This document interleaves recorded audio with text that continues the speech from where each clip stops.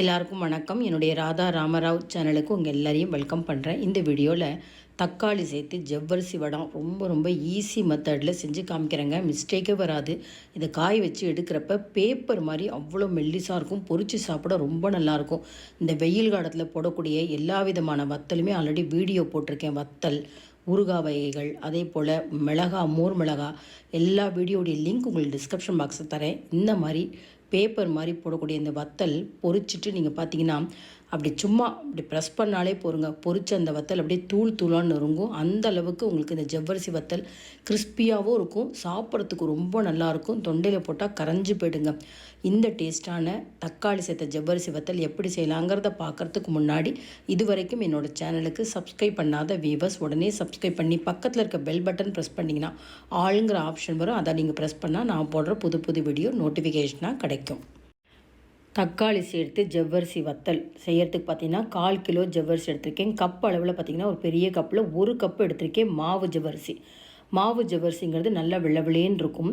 இப்போ ஒரு பாத்திரத்தில் பார்த்திங்கன்னா எந்த கப்பில் ஜவ்வரிசி எடுத்தோமோ அதே கப்பால் 2 கப்பு தண்ணி நல்லா கொதிக்க விடணும். இந்த டைமுக்குள்ளே நம்ம ஒரே ஒரு முறை தண்ணி போட்டு இந்த ஜவ்வரிசியை நல்லா அலம்பி சுத்தம் பண்ணி தண்ணியை வடித்து எடுத்துக்கலாம். இந்த மாதிரி வடித்து வச்சுட்டு தான் நம்ம இந்த கொதிக்கிற தண்ணி இது கூட சேர்க்க போகிறோம். நல்ல ஒரு கொதிநிலை வரணுங்க. ஜஸ்ட்டு சூடானா போகாது, நல்லா தண்ணி கொதிக்கணும். இந்த மாதிரி கொதிக்கிற தண்ணியை இப்போ நம்ம ஒரு முறை அலம்பி எடுத்து வச்சுருக்கிற அந்த ஜவ்வரிசியில் சேர்த்துடலாம். இந்த மாதிரி செய்கிறப்ப உங்களுக்கு நல்லா ஜவ்வரிசி வெந்துடும். இது அப்படியே லிட்டு போட்டு மூடிட்டு ஒரு 2 மணி நேரம் அப்படியே டிஸ்டர்ப் பண்ணாமல் வைப்போம். ஓரளவுக்கு சூடு குறைஞ்சதுக்கப்புறம் நம்ம இதை மிக்சியில் அரைக்க போகிறோம். பாருங்கள், ஒரு மிதமான சூடு இருக்குது. சூடாக நீங்கள் எடுத்துட்டு மிக்சியில் அரைச்சிங்கன்னா மிக்சி ரொம்ப ஹீட் ஆகிடும். அதனால் ஜாரும் கெட்டு போயிடும். நல்லா ஓரளவு கை பொறுக்கிற சூடுக்கும் நல்லாவே குறைஞ்சிருக்கு. இப்போ தண்ணி சேர்க்காமல் எடுத்து வச்சுருக்க அந்த ஜவ்வரிசியை பாதி அளவாக எடுத்துக்கிறேன். அப்படியே எடுத்துக்காமல் பாதி அளவு எடுத்துட்டு திரும்பவும் பாருங்கள், நான் 1 கப்பு தண்ணி எடுத்துக்கிறேன். தண்ணி அளவு ரொம்ப முக்கியம். முதல்ல 2 கப்பு சேர்த்தோம். இப்போ 1 கப்பு தண்ணி எடுத்துக்கலாம். அந்த எடுத்துன்னு இருக்க 1 கப்பு தண்ணியில் 1/4 கப்பு தண்ணி இதை மட்டும் சேர்த்து ஓரளவு நைஸாக எவ்வளோ முடியுமோ நம்ம நைஸாக அரைச்சின்னு வரணும். ஜஸ்ட்டு ஒரு நிமிஷம் மிக்சியில் அரைப்பட்டாலே போருங்க, நல்லா நைஸாகிடும். இப்போ பாக்கி தண்ணியை எடுத்து வச்சுருக்கேன். நல்லா அடிகனமான வானலியோ இல்லை ப்ரெஷர் பேன் எதுலையாவது சேர்த்துக்கலாம்.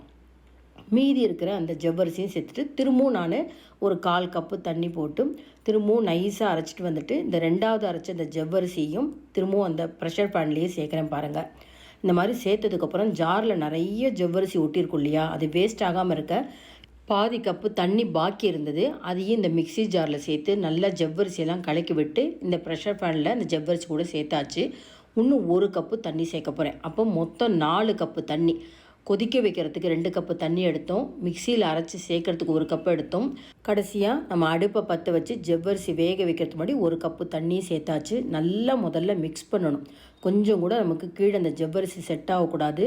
அந்த தண்ணியோடு நல்லா மிக்ஸ் பண்ணதுக்கப்புறம் மீடியம் ஃப்ளேமில் வச்சு ஒரு 5லேருந்து 7 நிமிஷத்துக்குள்ளே பார்த்திங்கன்னா நல்ல ஒரு டிரான்ஸ்பரண்ட் கலர் வருங்க. ஓரளவு நிறம் மாற ஆரம்பித்ததுக்கப்புறம் கம்ப்ளீட்டாக நம்ம சிம் ஃப்ளேமில் வச்சுட்டு இதுக்கு தக்காளி அரைக்கிறத பார்ப்போம். பாருங்கள், நல்ல ஒரு 6-7 நிமிஷத்தில் பாருங்களேன், நல்ல ஒரு கூழ் மாதிரி கலர் சேஞ்ச் ஆகிருக்கு. பார்த்தீங்களா, இது மாதிரி வெந்துட்டுருக்கப்பே இப்போ அதை கொஞ்சம் லிட்டு போட்டு மூடிட்டால் இன்னுமே நல்லா வெந்துடும்.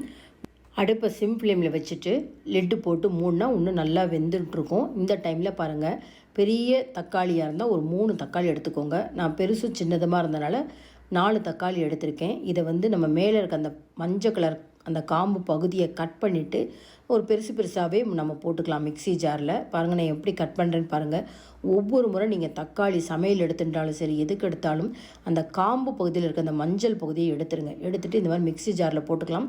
1 டீஸ்பூன் காஷ்மீரி சில்லி பவுடரும் 3/4 டீஸ்பூன் உப்பு சேர்த்துக்கிறேன். தண்ணி விடாமல் நம்ம இதை நைஸாக மிக்சி ஜாரில் வச்சு அரைச்சின்னு வந்துடலாம். ஏன்னா தக்காளிலே ஜூஸ் இருக்கு இல்லையா, இதை ஒரு ஜூஸ் வடிகட்டலில் வடிகட்டிக்கலாம். அந்த தக்காளியினுடைய தோல், விதைகள்லாம் இருக்கக்கூடாது.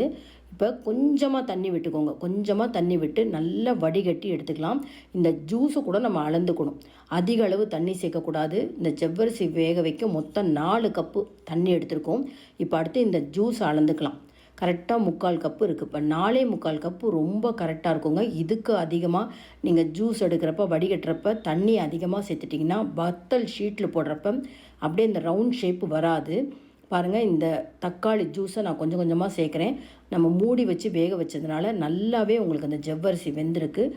தக்காளி ஜூஸ் போட்டு கிளறப்ப பார்த்திங்கன்னா அந்த கரண்டியால் நல்லா சுற்றி வர கிளறுங்க. ஏன்னா எங்கேயுமே ஒரு பக்கம் அந்த காரம் இல்லாத அந்த வெறும் ஜவ்வரிசி இருக்கக்கூடாது. அதனால் நல்லா அடியிலேருந்து கரண்டியால் நல்லா மிக்ஸ் பண்ணால் தான் ஒன்று போல் உங்களுக்கு அந்த ஜவ்வரிசி தக்காளியோடு சேர்ந்துருக்கும். அடுப்பை நிறுத்தியாச்சு. 4.25 கப்பு மொத்தம் நம்ம எடுத்துகிட்டு இருக்கிறது.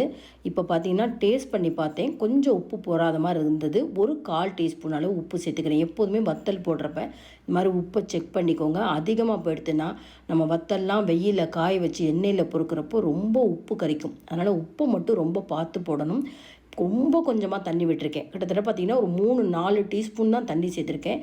இதுக்கு அதிகமாக தண்ணி விட வேண்டாம். நல்ல சூடு இருக்குது இல்லையா, சின்ன பச்சடி கரண்டின்னு சொல்லுவாங்க இல்லையா, இதுலேருந்து தான் நான் வத்தல் ஷீட்டில் போட போகிறேன். கம்ப்ளீட்டாக சூடாகணும். இதோட பக்குவம் பார்த்திங்கன்னா தோசை மாவு பதத்துக்கு இருக்கணும். இட்லி மாவு தோசை மாவு பதத்துக்கு இருக்கணும். இப்போ சூடு ஆனதுக்கப்புறம் நான் பிளாஸ்டிக் ஷீட்டில் தான் போடுறேன். தாராளமாக நீங்கள் காட்டன் அந்த வேஷ்டியில் போடலாம். பிளாஸ்டிக் ஷீட்டில் இந்த மாதிரி ஜவ்வரிசி வத்தல் இடுறீங்க அப்படின்னா கரெக்டான அளவு தண்ணி இருக்கணும். இதே நீங்கள் வெள்ளை வேஷ்டியாக இருந்தால் அது இஞ்சுக்கும் எக்ஸஸ் வாட்டர். ஆனால் பிளாஸ்டிக் ஷீட்டு இஞ்சாது. அதனால் ஒரு கப்பு நீங்கள் ஜவ்வரிசி எடுத்திங்கன்னா 4.25 கப்புக்குள்ளே அந்த தக்காளி ஜூஸ் எல்லாம் சேர்த்து முடிச்சுட்டு சின்ன சின்ன அப்பளம் மாதிரி நான் தேய்ச்சிருக்கேன். கொஞ்சம் கூட உங்களுக்கு தனியாக வழிஞ்சு போல் பார்த்தீங்களா. நீங்கள் நிழல் உணத்தெல்லாம் வீட்டுக்குள்ளேயும் நீங்கள் காய வச்சு எடுக்கலாம். வீட்டுக்குள்ளே காய வச்சா கிட்டத்தட்ட 3 நாள் ஆகும். நம்ம வெயிலில் காய வச்சா 2 நாளில் திருப்பி போட்டு எல்லாத்தையும் நம்ம இந்த மாதிரி வத்தலாக கொண்டு வரலாம். டிஷ்யூ பேப்பர் மாதிரி இருக்குங்க. கொஞ்சம் கூட உடஞ்செல்லாம் போகாது. இவ்வளோ மெல்லிசாக இருக்கே அப்படியே நொறுங்கி போயிடுமோ அப்படின்னு நினைக்காதீங்க. கிட்டத்தட்ட 80-85 இந்த ஜவ்வரிசி வத்தல் கிடச்சிருக்கு. இப்போ ஆயில் வந்து நான் சூடுபடுத்தின்னு இருக்கேன். நல்ல ஆயில் சூடு ஆனதுக்கப்புறம் அடுப்பை சிம் ஃப்ளேமில் வச்சுட்டு ஒவ்வொரு ஜவ்வரிசி வத்தலாக நல்லா நம்ம பொரித்து எடுக்கணுங்க. ரொம்ப நீங்கள் தீயிற அளவுக்கு வச்சுடாதீங்க. ஓரளவுக்கு நல்லா பொரிஞ்சோன்னே எடுத்துடலாம். அவ்வளோ முறுமுறுப்பாக கிறிஸ்பியாக இருக்கும். பாருங்கள், ஒரு ஜவ்வரிசி வத்தலையும் நான் செஞ்சு காமிக்கிறேன். நல்லா அந்த தக்காளி அந்த மிளகாத்தூள் உப்புலாம் ரொம்ப கரெக்டாகவும் நல்ல வாசனையாக இருக்கும். இந்த மாதிரி பொரித்து எடுத்துகிட்டு நீங்கள் ஈவினிங் ஸ்நாக்ஸாக கூட இதை வச்சு சாப்பிட்லாம். மேலே கொஞ்சம் மிளகாத்தூள் உப்பெல்லாம் தூவி சாப்பிட்டிங்கன்னா ரொம்ப பிரமாதமாக இருக்கும். சாப்பாட்டுக்கும் சைடிஷாக வச்சு சாப்பிட்லாம். இதையே நம்ம ப்ளெயினாகவும் செய்யலாம். அதாவது தக்காளி போடாமல் கொஞ்சம் ஜீரகம், பச்சை மிளகாய், உப்பு எல்லாம் சேர்த்து ஜவ்வரிசி வத்தல் போடலாம். அடுத்த வீடியோவில் நான் அதை போஸ்ட் பண்ணுறேன். பேப்பர் மாதிரி தக்காளி சேர்த்து ஒரு ஜவ்வரிசி வத்தல் செஞ்சு காமிச்சிட்டேன். இப்போ ஒரு ஜவ்வரிசி வத்தலை கையில் நொறுக்கி காமிக்கிறேன் பாருங்கள். லேசாக நம்ம விரலால் ப்ரெஸ் பண்ணாலே இப்படி தூளாக நொறுங்குது பார்த்தீங்களா. ரொம்ப டேஸ்ட்டாக இருக்கும். மிஸ்டேக்கே வராது. அவசியம் இந்த வீடியோ பார்த்தோன்னே இந்த மாதிரி தக்காளி சேர்த்து ஜவ்வரிசி வத்தல் செஞ்சு பாருங்கள். எல்லாருக்குமே ரொம்பவே பிடிக்கும். இந்த வீடியோ உங்களுக்கு ரொம்பவே யூஸ்ஃபுல்லாக இருந்துன்னு நினச்சிங்கன்னா லைக்ஸ் கொடுங்க. கமெண்ட் பாக்ஸில் உங்கள் கமெண்ட்ஸ் போடுங்க. ஃப்ரெண்ட்ஸ் அண்ட் ரிலேட்டிவ்ஸ்க்கு வீடியோவை ஷேர் பண்ணுங்கள். இது வரைக்கும் என்னோட சேனலுக்கு சப்ஸ்கிரைப் பண்ணாத வீவர்ஸ் சப்ஸ்கிரைப் பண்ணி எப்போதுமே சப்போர்ட் பண்ணிகிட்டே இருங்க. இன்னொரு இன்ட்ரெஸ்டிங்கான வீடியோஸில் பார்ப்போம். Thank you viewers.